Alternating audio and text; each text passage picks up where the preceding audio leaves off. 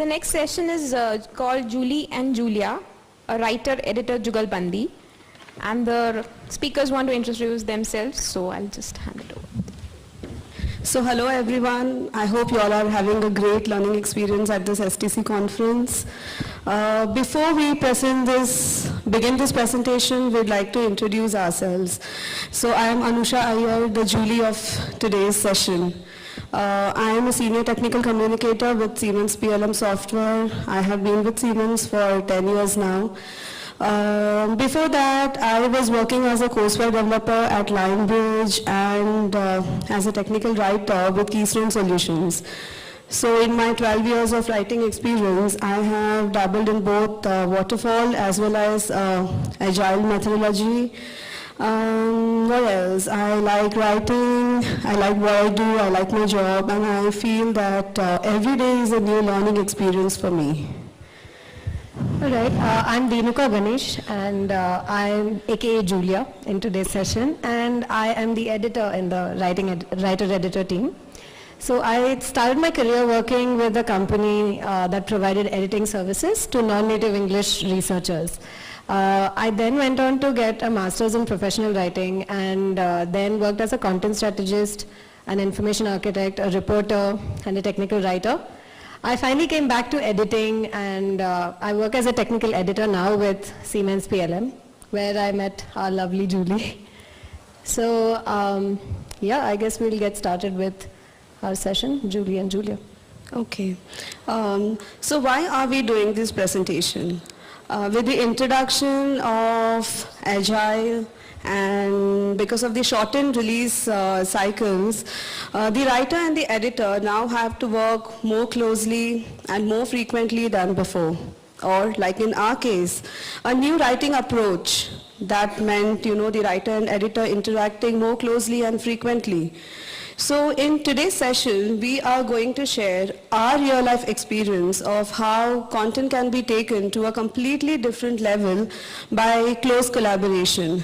We believe that this will help us in understanding the other person's point of view who's working towards the common goal, sharing the common goal with you, which is creating the ultimate document or the ultimate help content. So let's look at the writer-editor relationship in detail. Okay, so writers versus editors. So it's a common notion that writers and editors are adversaries, and when I'm talking about writers and editors here, I'm talking about writers and editors in a variety of fields. So in, say, magazines, newspapers, and television, you have the editor-in-chief or the editor-at-large, who is referred to as the editor. So think Anna Wintour for Vogue America, or so does everyone, I'm sure everyone knows Anna Wintour. A whole movie was based on her.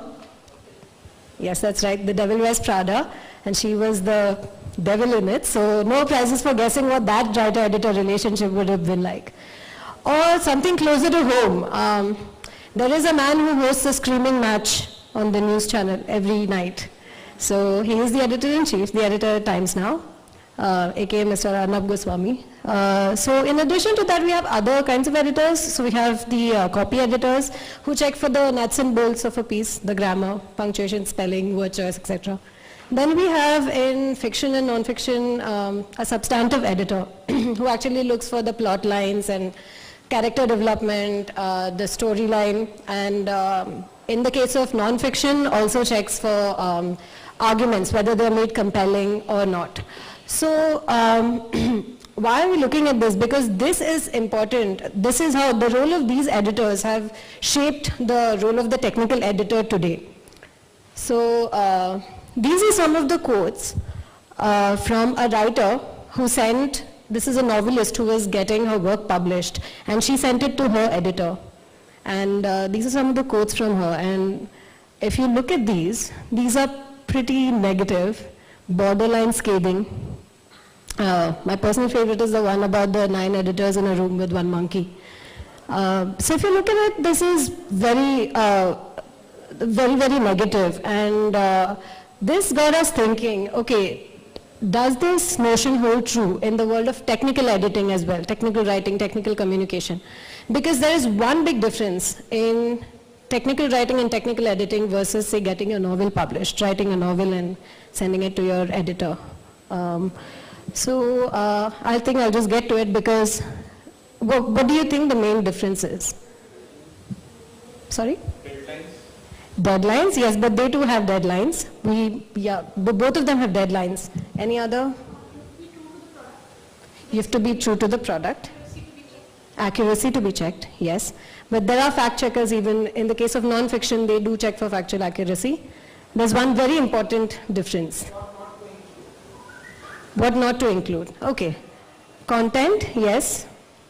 But the striking difference is the user, right?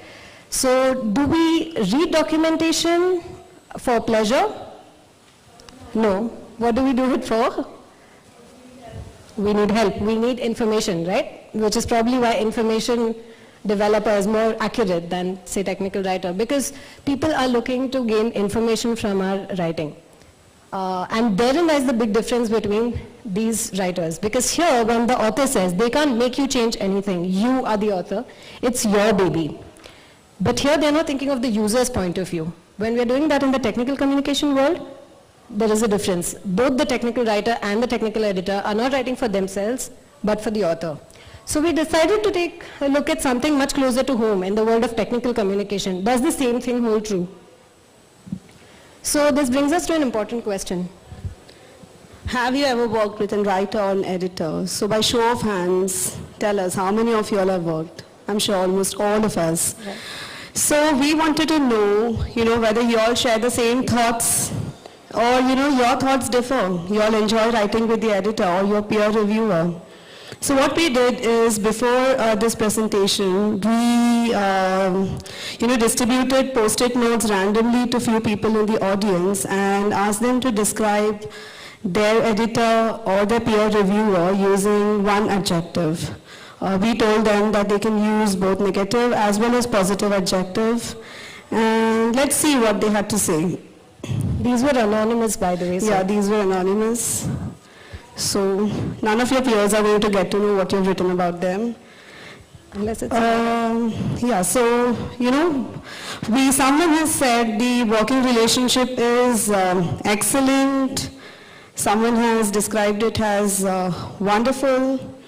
Someone else has said that my editor is my grammar teacher. So I'm not sure if that has been written in a good way or not. What else do we have here? Okay. Someone else finds their reviewer nitpicky. Interesting. Someone else found it straightforward, strict, sticking by the book rule. And someone else felt that the writer is creative, whereas the editor is valuable. So let's see if other writers also feel the same, whether they share the same thoughts as you all do. So this is interesting because we looked at the results of an online survey, and this was done back in 2007, but the questions that these people posed are still relevant. So what these research folks did was that they did a pilot study, came up with questions to ask, and then they actually got the results and published this paper and presented the paper at an STC conference in 2006. And after that, they sort of used all the STC mailing lists and sent them to every STC international chapter. And the results of that was what came out later in this particular research paper. And let's look at, so largely before this, all the research was done from the editor's point of view. So what was groundbreaking here was that it was done from the author's point of view. So let's look at some of the questions that they asked. So in this online survey, authors or other writers were asked 3 questions. They were asked to characterize the writer-editor relationship. Secondly, they were asked to rate their writer-editor relationship on a scale of 1 to 5, mentioning how good or how bad the working relationship was. And finally, they were asked to give examples of their experiences. And the result was a pleasant surprise. As you can see here, about 76% of the writers felt that the writer-editor working relationship is good, it's excellent.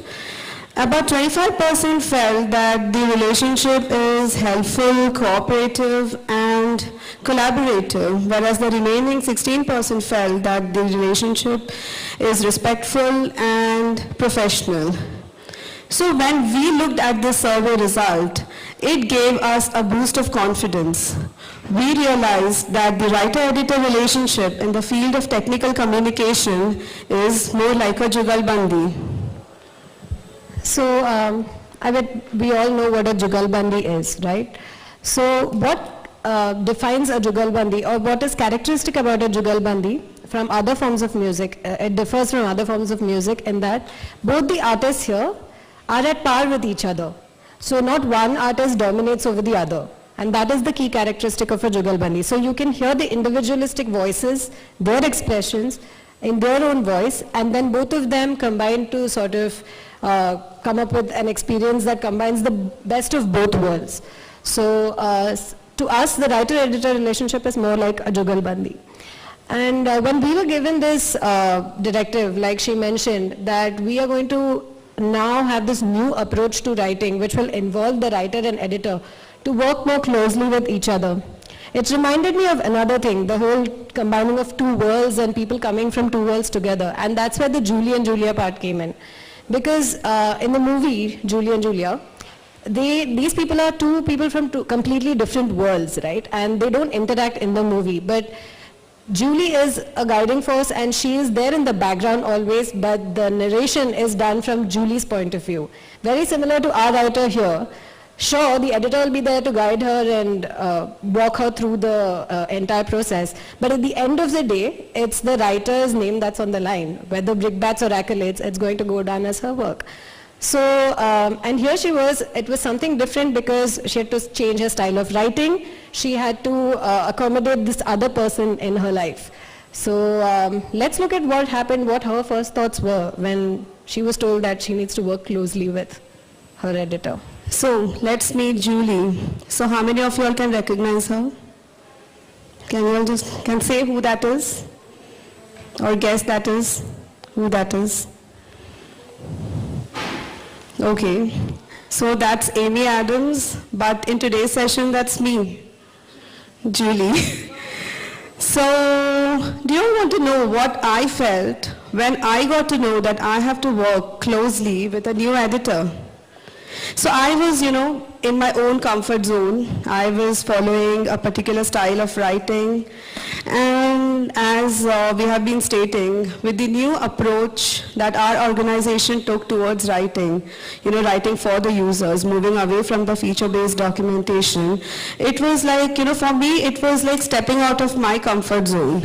And I was pretty excited about it. I thought it's a really good opportunity for me to do something different, but I was not sure if I know enough, and this thought itself was freaking me out. And now I have to work with a new editor. I don't know her. I don't know what she feels about me. And I don't know her writing style. I just hope that she doesn't rip apart my document. So let's hear from her what she felt. Okay, so my thoughts were something different because I was very excited.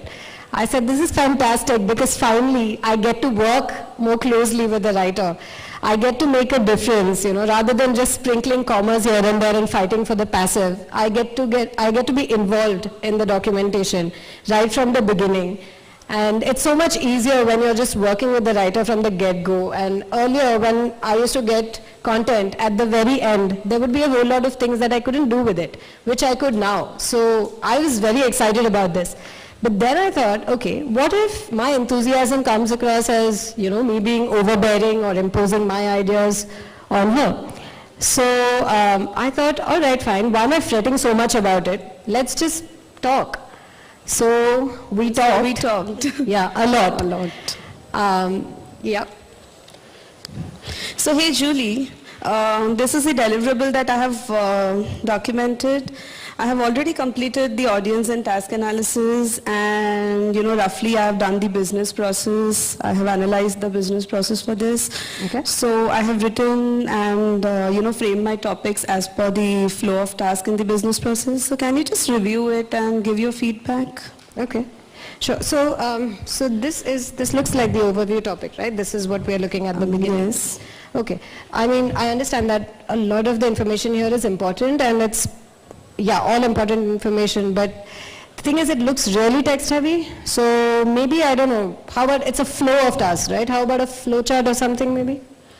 I'm not very sure about putting a graphic here because this itself is a very complex product.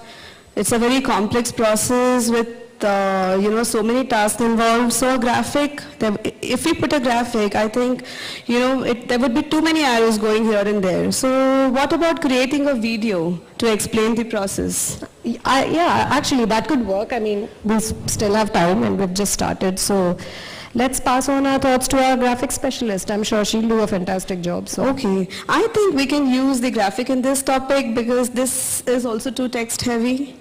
Yeah, that's a good thought. Okay, I just had a question. What is this here, right here?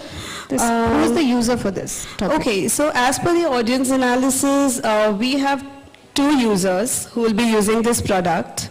And now that you asked this question, I just feel shouldn't we, create 2 different deliverables for each user? Yeah, that's what I was thinking, because that will also help reduce the bulk of this guide. I mean, it's getting out of hand, so how about, we separate these out and that will look good, I think. Okay. Yeah. And what about this topic? No. Do I need to make any changes here? No, I think that's perfect. Just leave it as it is. It set the perfect context for it, and, it just helped me understand the rest of the stuff better. You've done a good job there. Don't change that. Okay, thank you. That's fine.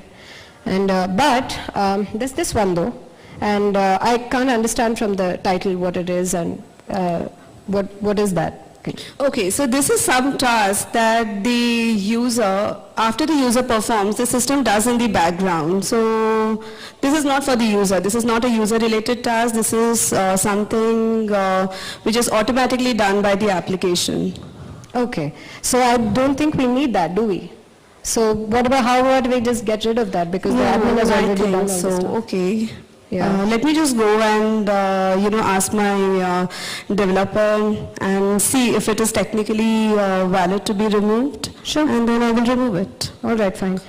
And I think it looks good. So okay. And while I was documenting this, I felt that something is wrong or not correct with the TOC. So what do you think? You know what? I was thinking of that, but what we can do probably is, while we are structuring all the titles, let's just go through to see how all of it fits. And this looks like an important task, but it's embedded deep within. So how about we just shift that up? A flat TOC might Okay, look yeah, better. a flat TOC would be good. Okay, so let me just rework on this deliverable, try incorporating all your changes, and we'll get back for a second round of review. All right, can't wait. Okay, so one edit, numerous meetings, and one proofread later, we finally had deboned the duck and stuffed it with all the filling and wrapped it in beautiful pastry, put it in the oven for it to cook. And the result was, well, you can expect the fact that we're standing here and presenting this and not at each other's throats meant that it worked out pretty well for us. Yes. So let's look at some of the things that worked well for us. Okay, so what worked well for us was collaboration, teamwork. So as a technical writer, I had to work closely with the stakeholders, that is the developers, the product validation team, the product managers. I work with them, try to understand the product, try to understand who the audience is, try to understand the business process that the audience follows. And in all this process, somewhere I got to know the product a little too well, technically. In other words, I started speaking the developer's language. I started using terms or technical jargons that my user would not understand. And this is where Julia came to my rescue. I found a Novice user in her. I understood that if she understands what I have written, my user will surely do, because she was not well versed with the product. So she is going to look at my document from the user's perspective. And this serendipitously became an usability test. So what worked well for you? Okay, so I think the thing that worked well for me was the fact that we set editing expectations right from the beginning. So whether it would be copy editing versus substantive editing, or things like what would be venturing into her territory, or at what stages do I suggest changes, at what stages do I edit, things like that. And also finally, how many iterations later would it be, what would be a nice point at which we would say, you know what, if we don't stop now, we won't get anything on the plate. Things like that. So these are the things that worked well for me, and the most important thing was because I got involved right at the beginning, I could shift topics up and down and restructure the document, provide input, we could get our graphics specialist involved at an early stage, a whole lot of things. So these are some of the things that worked really well in my case as an editor. And and her getting involved in the whole documentation process from the start, it actually helped me in the sense, I did not get the edits at the last moment. 2 days later it's the release and I have to sit and, incorporate all the restructuring and copy edits that she has given. So I had ample amount of time, so the teamwork really helped. And we got to learn a lot of things from the Julia project. So let's see what all we learned. right. So we came up with good practices based on our experience. This is by no means an industry standard or anything of that sort. We just thought that some things worked well for us. So the first and foremost thing, or the good practice that we learned was the writer and the editor both have to work together towards the common goal, that is creating the help for the user. So as technical writers, we tend to get attached to our documents. We think, okay, that document is our baby, and we don't accept changes and suggestions very openly. We don't take criticisms positively. And in the end, somewhere it affects our document. So what we should remember, like what the writer should remember is that, we are not writing for ourselves. We are writing for the user. So we should accept what is good for the user. Right, and so remember that it's a jugalbandi, so you have to respect each other's vision, voice and time. So a lot of times, sure, editing involves a lot of re's, I always think. It's reviewing and restructuring, reorganizing. And sometimes writers respect you for the things that you don't do. And that is another important rewrite. So don't rewrite the document completely. Don't change it completely. Yeah, so that is one thing I learned from this project, that whatever changes or suggestions your editor gives you, don't incorporate them blindly.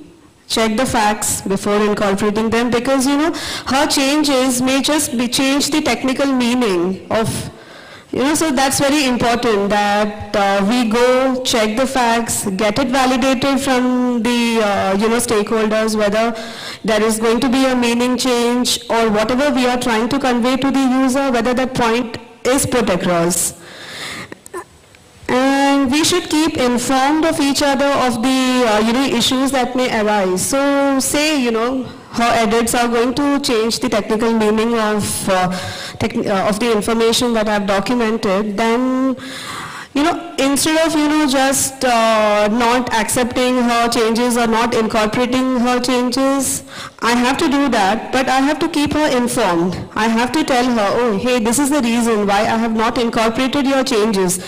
So that, we have to respect each other's sentiments, and she has also put in her time, her efforts in reviewing that guide. So she should be informed of, I should keep her informed why I'm not incorporating her changes.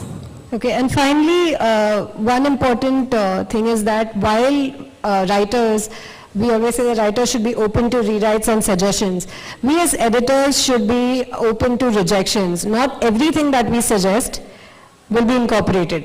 So that is something, so you need to go with that mindset. Maybe there is a reason like she mentioned. So not every change of yours will be incorporated. And most importantly, it's very easy to look at what has not been done, but it is easier to overlook a job that has been done well. So appreciate your writer when the writer does a good job in whatever be it, getting information or a quick turnaround time or writing something nicely, phrasing it simply, clearly, keeping it minimalistic. So appreciate your writer. And so we understand that a lot of these things mean that you need to step out of your comfort zone and you need to invest a lot in this writer-editor relationship. And you all must be wondering if it is worth it or not. Yes, I can assure you all that it is worth it. So I'm sure all of you here want to know how the Julie Julia project ended. Well, it really ended on a good note. Okay. So our work was appreciated by our customers. You know, our work was recognized by our company. The videos that we created are used by the marketing team at Siemens. But more than all the awards and accolades, what really made us happy was what we created, not just the end result, the path that we took to reach there. So yeah, thank you. Or as Julia Child would say, bon appetit. So any questions?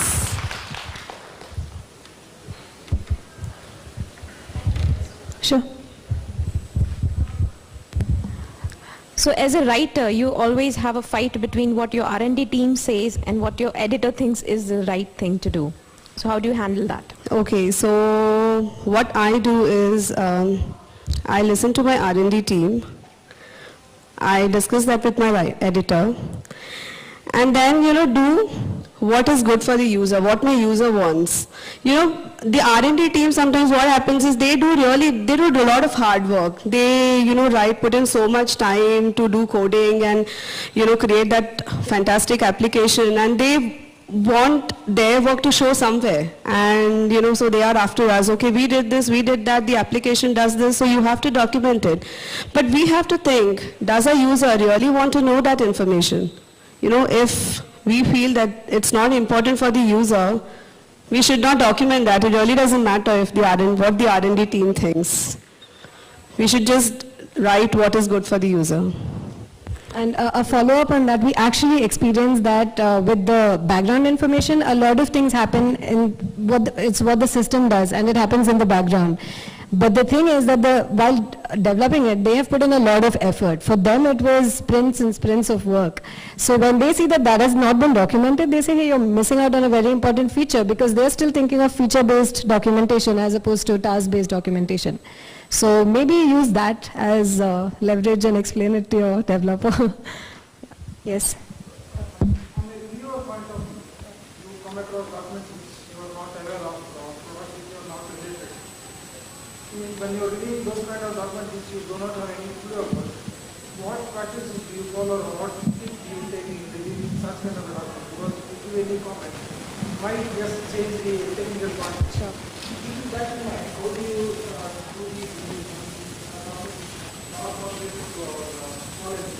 Right. So first and foremost, that's where the editing expectations comes in. First of all, where you're working might have a completely different approach to editing. So if you are only expected to do, say, copy editing, then that would not come into the picture. But if you are going to do substantive editing, then it's best to get involved at it right from the beginning. So the writer will actually have a better handle on what the product does, right? So sit with the writer and look at the business process, look at the flow of what the set of tasks that the user is going to perform. So, and your writer is a very good resource. Most editors don't think of it this way, because I don't know, at some point maybe the ego gets, I don't know what it is. But it's just easier to ask your writer who has put in a lot of thought into writing that content, right? So the writer will be faster than Google. So just ask your writer, and if the writer doesn't know the answer to the question, it clearly means that they should now get in touch with the developer, because it's a question that the user might have. So yeah, I guess get involved right from the beginning and you will understand the product better, and efforts on your part as well, of course. So does that answer your question? All right, thanks. I have a question for both of you. See, usually what happens for the writer-editor combination is editors can also be subject matter experts who have, especially if your audience is very technical. For example, you have networking products or you have something else.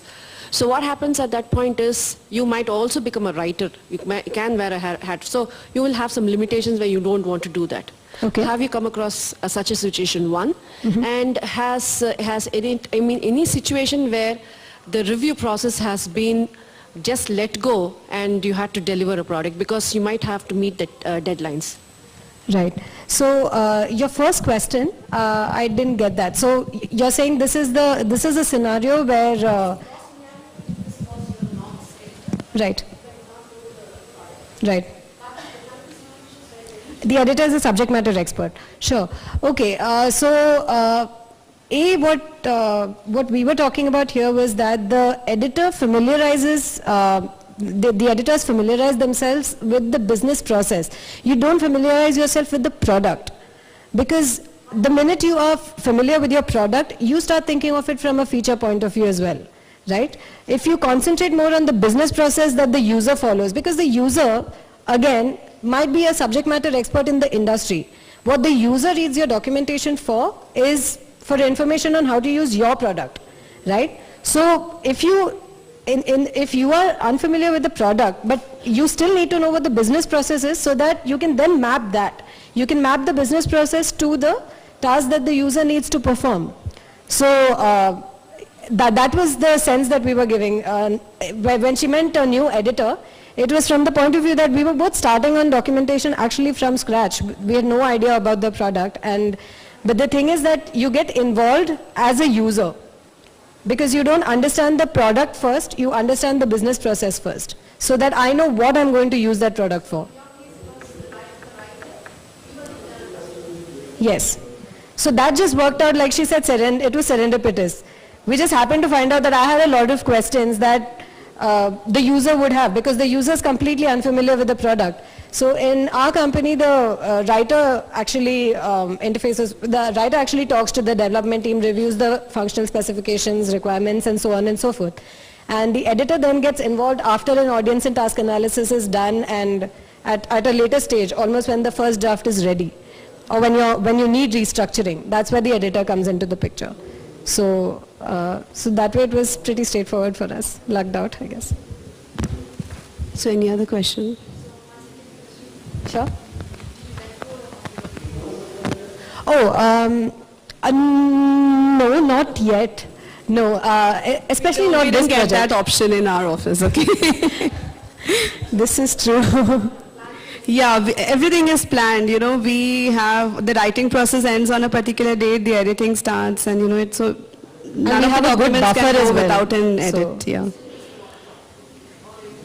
We work both Agile as well as Waterfall. Yeah, we have some projects are in Agile and some are in Waterfall. But this one was definitely not, it was a well thought out, we had a lot of time and we planned it out well.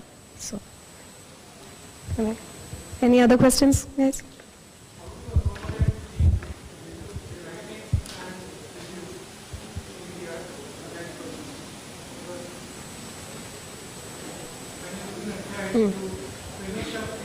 Right. Right.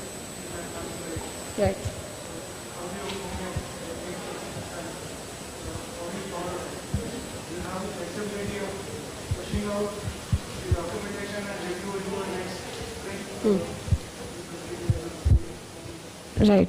So so we've only fairly recently started using Agile, but the process in the company is that we have something called there is a document that we use to sort of plan our documentation stories as well. Okay, and the first thing that we do again, even in this, is come up with the business process and come up with the topics and the procedures and what they would look like. So what happens is that as an editor, I sit in on these meetings as well. So I am aware of. So it's suddenly not out of the blue for me about one product that's hit me all of a sudden, because getting the big picture is the most important. That's the toughest part. And this has to be done well in advance during the initial sprints, the whole business, because that's already decided. What is then going, the features and all that are going, those can be weaved in as concept or procedure topics later on. So we use this whole document plan sort of a thing to map it out at the beginning, so that the editor also has a fair idea of what's going on and what they're going to receive. So what I feel is, even if you all don't have any planning document, that you all create at the start of the agile or at the start of the sprints, what you can do is, document whatever you have, all the features and tasks in each sprint. But, don't lose the focus. Just remember that ultimately it's the user who's going to write or read your documents. So just, write whatever is needed for the user. Don't write give any extra information that the user doesn't want. The user doesn't want to read a 5-page, topic. And, at the end of the Scrum, probably you can revisit the deliverable and then see if everything falls in process. And maybe at that time you'll have to restructure the guide if things go vary.